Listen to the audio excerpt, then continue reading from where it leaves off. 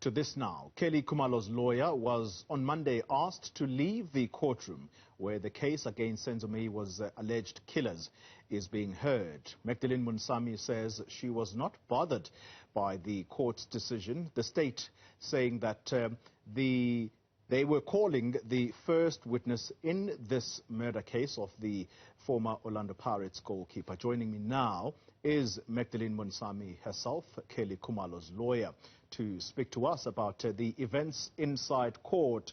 Ms. Moonsamy, thank you very much for your time. I'm going to go straight to the issues. The judge saying that you did not necessarily have to be a part of this court case, only if and when your client is called to the witness stand. Some people hold the strong view that by you sitting there, you somehow raise suspicion that Kelly Khumalo could be sitting and wondering whether, she is on safe ground here. Should she be worried about whether or not she might be later considered someone who is a suspect? Absolutely. Good morning, Polani, by the way. Absolutely not. I think if we have to be really considerate about the involvement of myself, we would understand that I have walked a long path with Ms. Khumalo in terms of the legalities surrounding this matter, including consultations with police and cooperation, etc., with the state and its apparatus.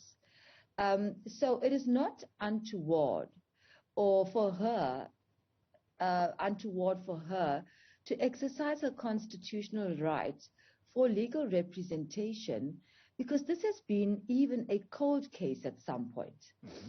So, of course, it has taken so many years, and who has, in that period of time, suffered the most? It has been herself, her child. She is a victim in this matter, Xolani.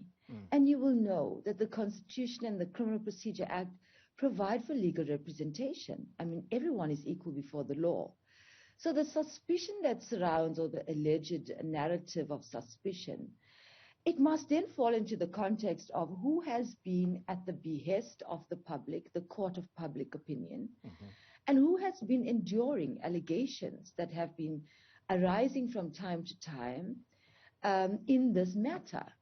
So the legal representation obviously is there to protect and to give the court and society an opportunity, and its processes obviously an opportunity for there to be transparency. Now that's one aspect. Remember, Xolani, this was not mooted. This was not without being mooted with the state advocate. The state advocate has a letter in his possession indicating that there is no objection from the initial period of the case, etc., from the defense, nor himself or the judge in the matter. And that letter was then replied to, and I then was accepted as a watching brief in the matter from day one.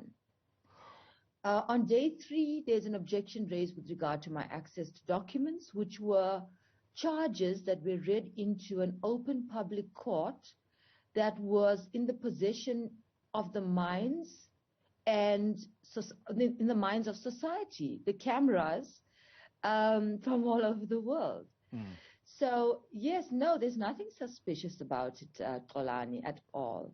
About my client being a suspect. She may not even be a witness. Yeah. Remember, she remains a victim in terms of count 3 of the charge sheets, robbery with aggravated circumstances. Yeah.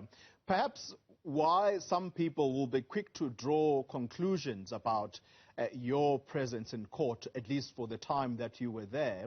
Remember that at the initial appearance of these 5 suspects, there was some kind of note that would have been found, in particular by journalists, suggesting that Kelly Khumalo could possibly be seen as a suspect. That particular note, what do you understand that to be, and what was her reaction when that was found?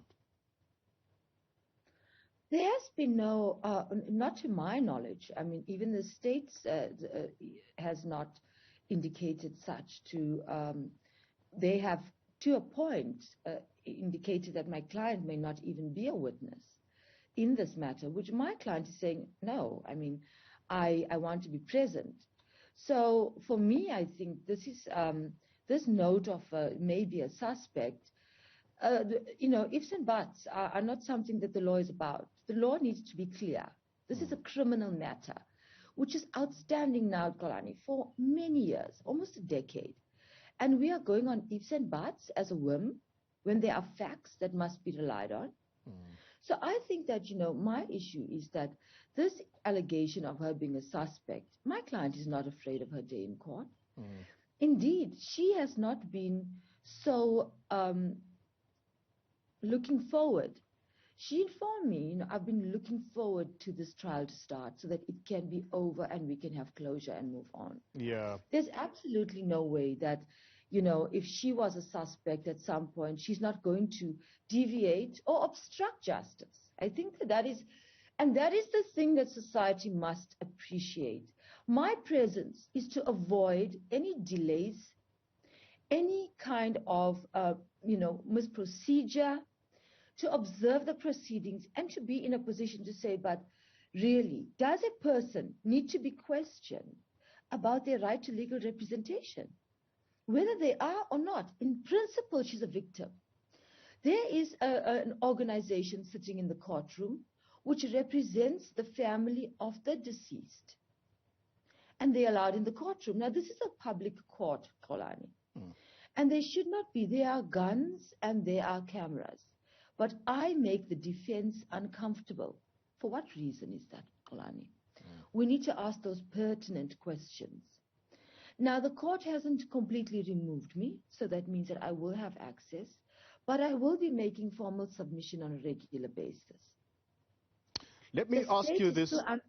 Yes, certainly. Let me ask you this final question relating precisely to that note I spoke about, because this was a note that was erroneously sent to the media by the NPA. And one of the investigating officers had written on that note that a request for cell phone communication between the accused before, during, and after the commission of the crime, the cell tower location of the automatic vehicle locations of a VW believed to have been used as an escape car during the Meyiwa murder case. Now, pertaining to Khumalo, the document requests for the singer's cell phone records.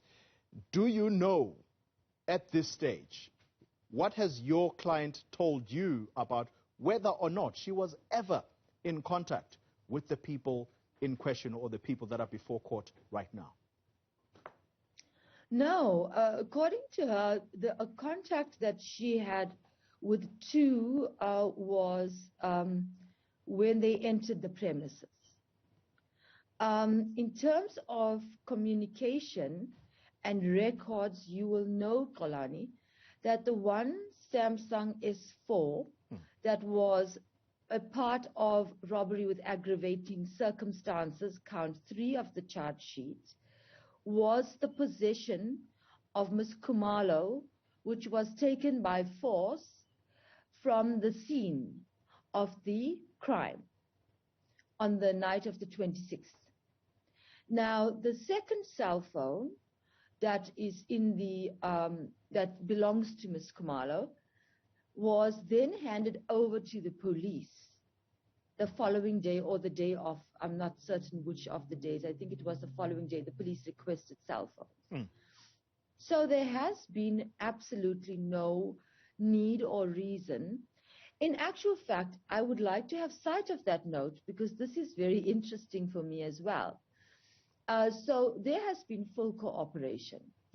If there has been communication that has been identified, then the state must certainly, and this is in the course of justice, Xolani, and be that as it may, the state must put the responsibility of proving or disproving that Kelly Khumalo is a suspect to the people and to the court. All right. What is this need for smoke screening, constitutional rights, and the right of the judiciary to exercise its role by putting to the test this investigating officer's note of the suspicion around Kelly Khumalo? All right. Magdalene Moonsamy, let's leave it there. She's a lawyer representing Kelly Khumalo, and she has been keeping a watching brief until the court said to her yesterday that she should remove herself from these proceedings.